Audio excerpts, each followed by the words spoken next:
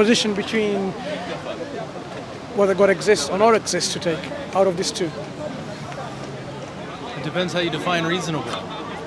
Reasonable is what is tantamount to reason. So if I say, for example, this But gentleman doesn't reasonable exist. can have reasonable. That's what I was asking. Do you mean reasonable as in reason, or reasonable as in a social reasonable? Okay. Reason. Reason as in reason. So something that we can really appreciate through our intellectual inquiry, Yeah. and it makes sense to us. Yeah. Because we're not talking about gut feeling or blind faith as opposed to reason. So if we use reason and we have these two options, that the creator exists or doesn't exist, which one is more reasonable? Well, do you want to answer? They're asking me all the questions. I mean, you're already a believer, right? So you're not a believer, so we need to see how have you arrived to this agnosticism and suspended that judgment, because agnosticism is basically suspending a judgment to make that leap towards this position or that position. Am I right? Well, that's one way to define it, yeah. Okay. The other aspect, well, yes, it's one way to define it. When it comes to reasonable or reason, it depends on, to me, it would depend on how you arrive at your understanding or definition of reason. So there is the aspect of how you're saying, if we're going to defend it based on reason, or we're going to get to this decision, we're going to arrive at it through reason, then we're saying we're implying that we're adhering to all of the structure of the methods of science. But reason doesn't have to necessarily adhere to the methods of science. There are other aspects of what we would consider or define as reasonable. Like? Well, there could be, you could use reason to construct a good theology that would also arrive at the notion of a creator, or you could use reason to say, I buy into the scientific method, and from that construct an understanding of the worldview that doesn't have a creator in it. So it just kind of depends on where you fall in between those. If you were to use boundaries. reason as what we understand by reason, is the existence of God a scientific question? No. Exactly. So we have to look for reasons beyond the scientific methodology, because science itself is not able to. This was your idea. Yeah, it's all right. Because science, it's not within the remits of science to answer that question. Because if you look at the methodology science operates under, observation, empiricism, and so on, it's not a scientific question. It's not really, no. Yeah. So then we have to use. Because you have to start with what you're given under the scientific method. You start with the givenness of the world. You're already assuming the world is rational. You're making. Well, the idea of making an assumption about the world being rational is an assumption. I don't know that that's necessarily true. In philosophy, what would be considered like phenomenology, your starting point is that which is given to you, or givenness. So the things like experience, feel, touch, see, those kind of things. Yeah, some of the things are axiomatic even for science to begin with, because without those, the axioms that you have taken as a fundamental truths, you can't just say, what, experimentation can lead to truth, because what experiment did you do to come to that proposition that's a true statement? So when it comes to then existence of questions of God, which is not the remits of science, with reason alone, then how can we answer that question? So let's use reasonable methodology that we can use within our parameters and paradigm of reason. Do you consider something has always been there, or do you consider there was at point absolute nothingness and then something came to be? This is now, we're not talking about science, we're talking about the world around us. Yeah. Because that then will drive us to make reasonable conclusions. Yeah, I would say I don't know. I don't know that it's an answer that has, or a question that has an answer. Okay. So let's see whether it does have an answer within the parameters of reason. When we say nothing, we really mean nothing. Nothing which has the absence of everything. And that includes not only time and space and gravitational fields. it also excludes possibilities. So it doesn't have any possibility to even make anything, produce anything, generate anything, to bring about anything, any something. That's what we mean by nothing. Total absence of everything. So when we talk about quantum mechanics, in which particles apparently pops into existence, they don't come from nothingness. They just transform from one state to the other. That's all they're doing. And what that initial state of transformation that they come into this our existence, it's something that we're trying to understand still. It's not absolute nothing, it's just transformation. When we talk about nothing, it's transformation on a very small scale, right? That's the difference between the atomic and the general method. Yeah, but when we talk about nothing, we're talking about absence of even those gravitational fields in which these transformation can happen. Total nothingness. Yeah, that's your starting point. Sure. Right. If there was such a thing, absolute nothingness, this will give rise to absolute nothingness forever and forever. There wouldn't be something. The fact that we have something today, you and I are something, it gives us a reasonable conclusion to take that there wasn't a time in the past there was absolute nothing. So there was always something. Yeah. That's the only reasonable option. There was always something. If there was always something, then we can try to understand the nature of that thing that always existed, whether it went into its own self-transformation or not. Yeah. The fact that there is always something, that means that something that always exists, in a sense that it didn't come into existence. That's what it means, always in existence. Yeah. Coming into existence means you have an agency which gave rise to that existence. But here we are talking about an existence that inherently necessarily exists, without anything or anyone or any agency bringing to existence. With this understanding in mind, we automatically would give certain qualities and characteristics to that thing. Presumably, but the way I think of what you're saying is, we don't have to start with that dichotomy between nothingness and something.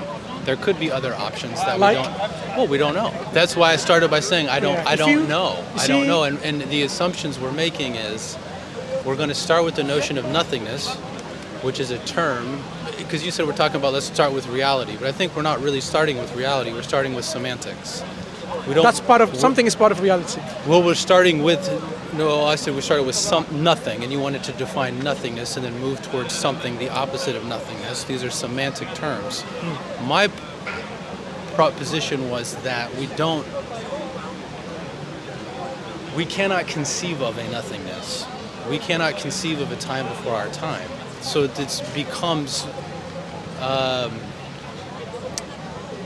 an endless repetition of argumentation if we cannot experience the thing in which we're arguing about or examining. So to me, it's like it's not a helpful starting place. Okay, I would disagree there slightly. Why slightly? Because there are things that we cannot grasp fully. We cannot comprehend some things fully, like infinity, for example. Mm-hmm. Okay, very difficult to grasp, but we understand what we're trying to say. Yeah.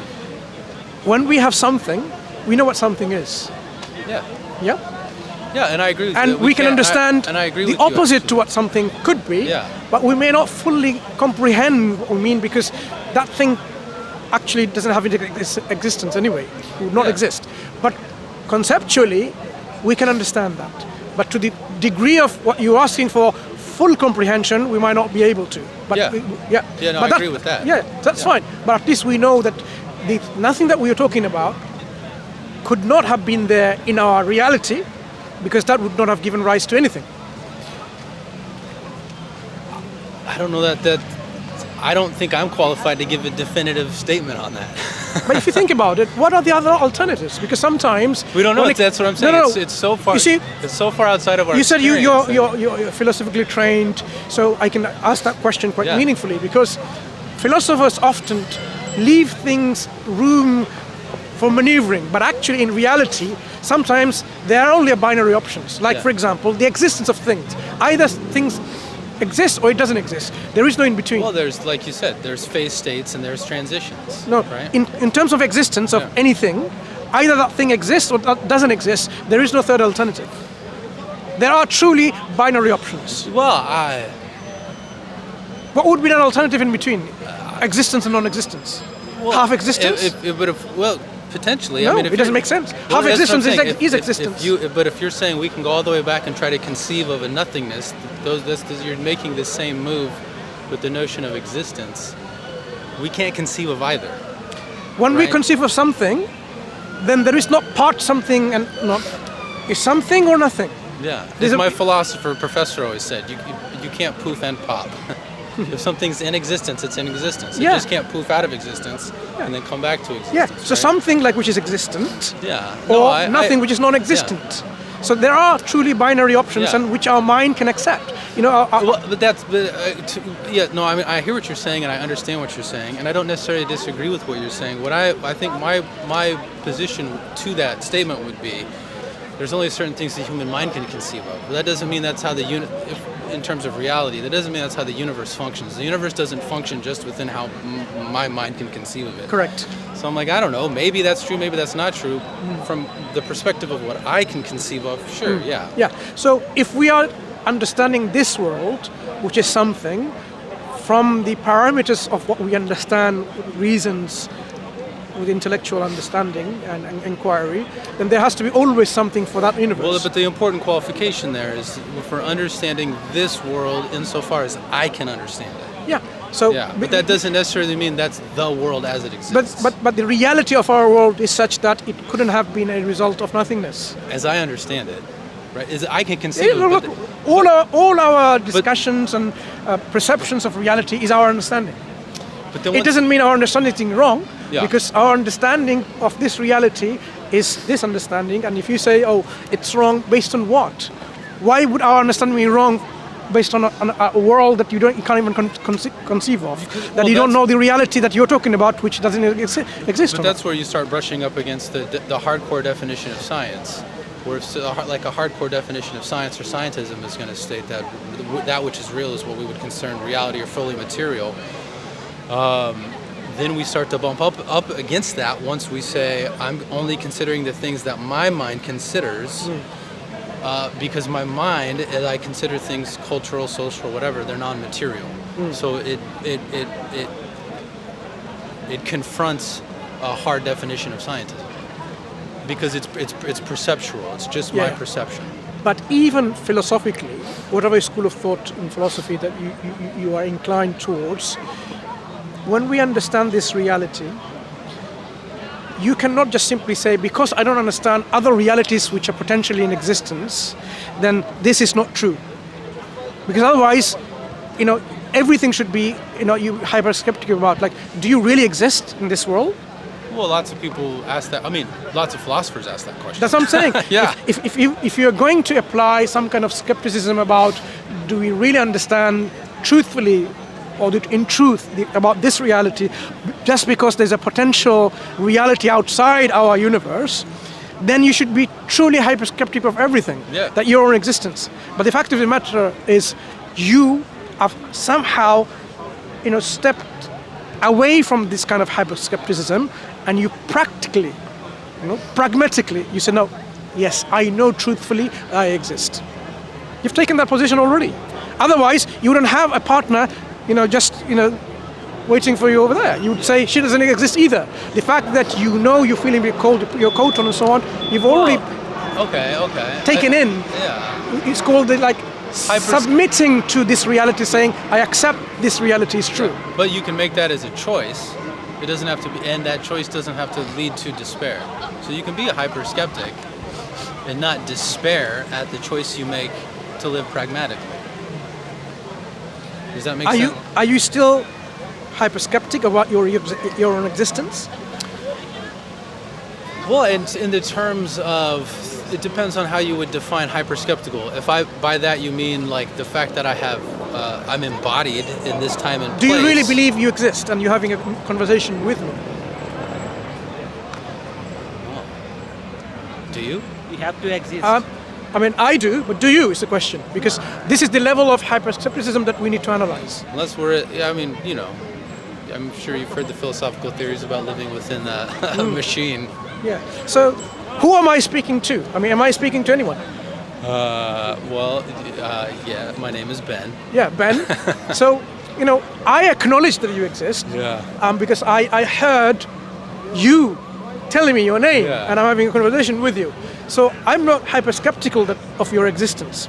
So, truthfully, I know in truth of this reality that you exist, and you have an existence, and so do I, because I can make a distinction between you and my existence. Yeah.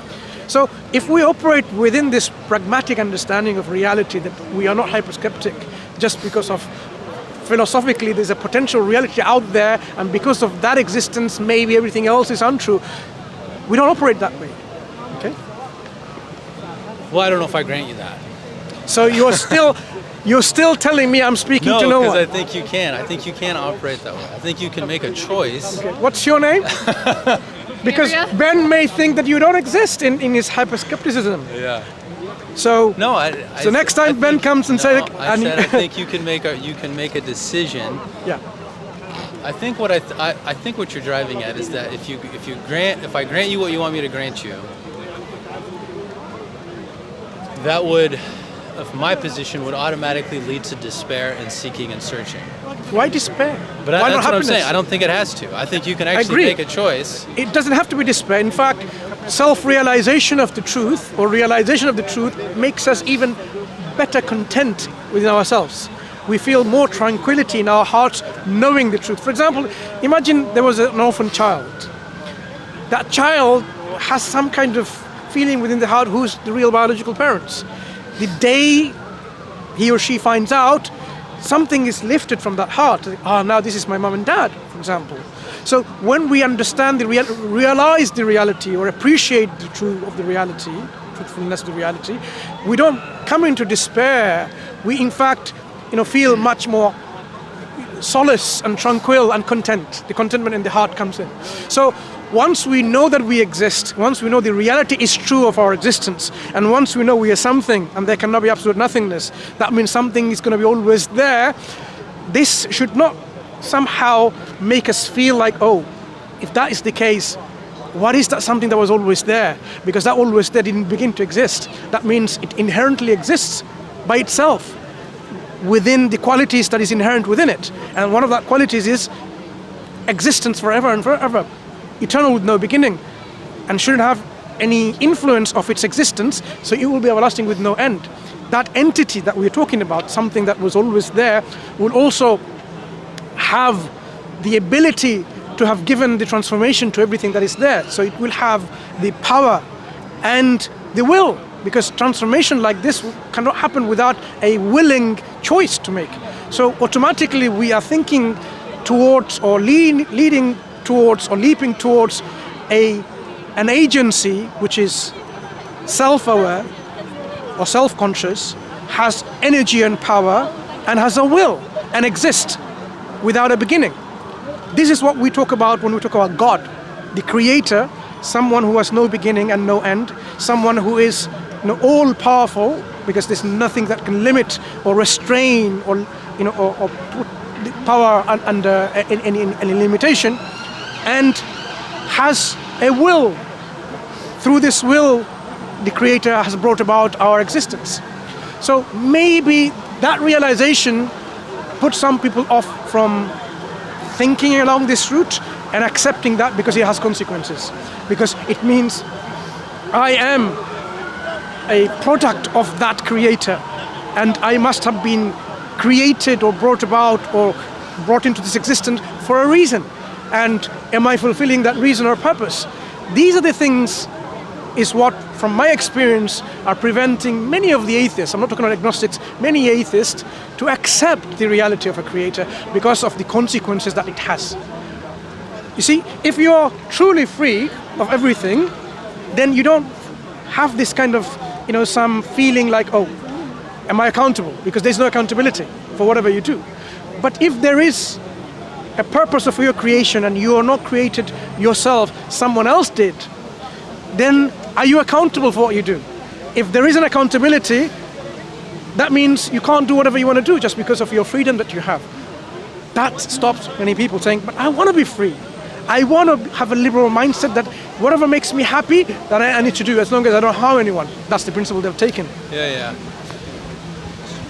One, I don't think though that, again, I would go back to where your starting point. I don't think hyperskepticism results in or discounts the ability to have a practical life or a pragmatic life. Okay. And two, I don't think that accountability is contingent upon God. So. Good. So what's stopping from you, Ben, for example, knowing that this reality is true and this reality couldn't be a result of nothingness or chance, because there has to be something that always existed. The qualities that I talked about, self-awareness of that something that was always there with will and energy, because any willing agent which is self-aware, who created you, brought about you in this world, how are you reacting to this? I mean, how are you interacting with this agent?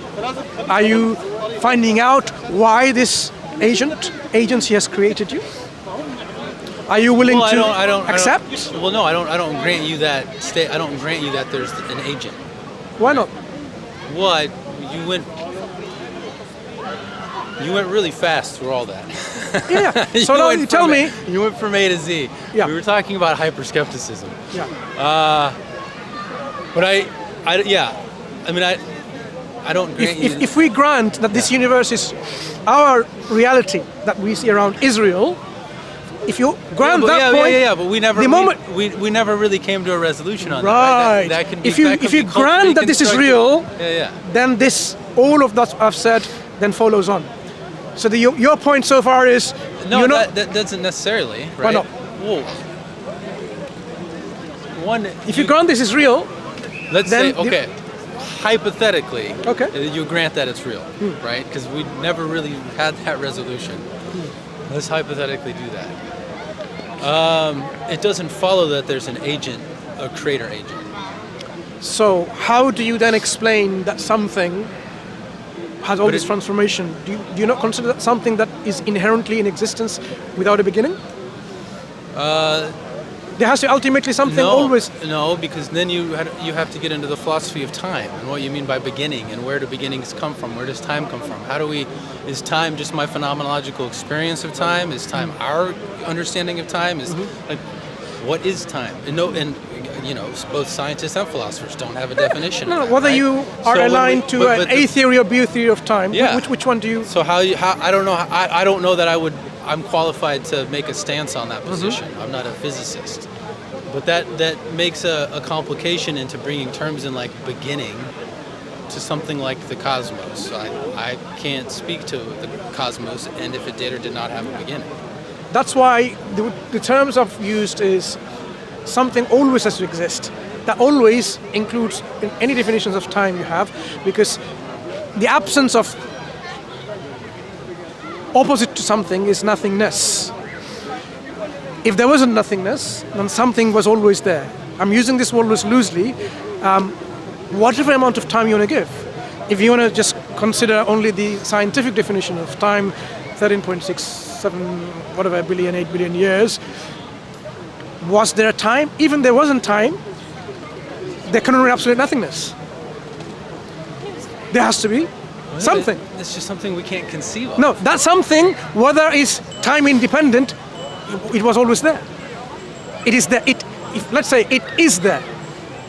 Okay, well, it is there. So if we grant you that, it is there, right? So if it's there, that doesn't have to be an agent. If it's there and it's brought about this transformation by will, are you now disputing that? No, but that's a leap. Okay, so you're saying you said the isness that you identified brings about through volition. Yeah. But the isness doesn't have to have volition. Okay. It doesn't. So how do you account for transformation? By accident or by choice? Movement. It could be movement. That's any movement that is happening, any changes that occurs, either the change happens spontaneously, like an accident. Not for Lucretius, right? Not Lucretius would be an accident. It's just an accident, spontaneity. So when you say accident, so is this accident part of an inherent law? No.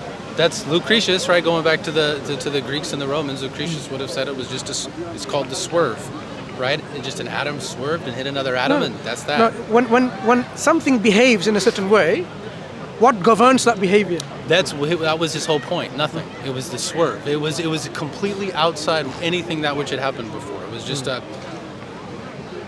Yeah, but is it meaningful? It doesn't have to be. No, we're trying to make sense of the reality. If something just happens, this is not an explanation, because we know in our reality, for example, nothing just happens. There is a cause behind everything. There are rules, maybe things are following. So things don't just happen by, like lotteries, people don't just win lotteries by accidents, randomness. It's operating under a law. It's just we don't know all the variables. If you flip a coin, do you really think... But to say that, though, is also meaningless, right? To say it's a law, but we don't know the variables. That's a cop-out. It's not, right? when we say law is such a regularity of patterns that we're observing. Yeah, that regularity, does it come from a choice? But to make the assumption that something happened I can't define, therefore it must have happened because of a law, even though I don't know the variables yet, is making assumptions about laws or how they work, or that laws can't evolve themselves. It just makes a bunch of leaps and understandings about laws. Think about it, evolving. To evolve into something, you should already have an existent properties or laws to transform into something else. So you have to, if something exists always, or something is always, inherently must possess some eternal laws. Let's call it, for the sake of not finding the right terms to say it, pre-existent laws. Because without these, there cannot be a secondary transformation. Well, that's you can't have that. Well, the physicist Lee Smolin wrote an entire book about how what you called eternal laws actually do evolve over time, that they're not eternal, that there's actually no such thing as an eternal law comprised within the physical universe. No, physical universe, when the laws... I promised my partner I would take her to a play. Okay, so... And we just wanted to see this because we've never been here before. Ben, it's been nice talking to you. I'm sorry. No. Of course, I apologize for keeping you that long, and my apologies to your partner. I didn't get your name, though. My name is Mansur. Mansur. Nice. If you come by again in the Speaker's Corner, I'll be more than happy to speak to you again and just go around some of those points that we were just touching upon. Because it's quite important that we arrive to meaningful answers to this question, because I know you're not hyper-skeptical, you're pragmatic, you're waiting for a partner, you know she exists, you know you have a commitment to make, and you have to go somewhere, right? So, nice to meet you. Take care. Later. My apologies for keeping him long. It's okay, don't knock that down. It's okay. Yeah, just 1 second.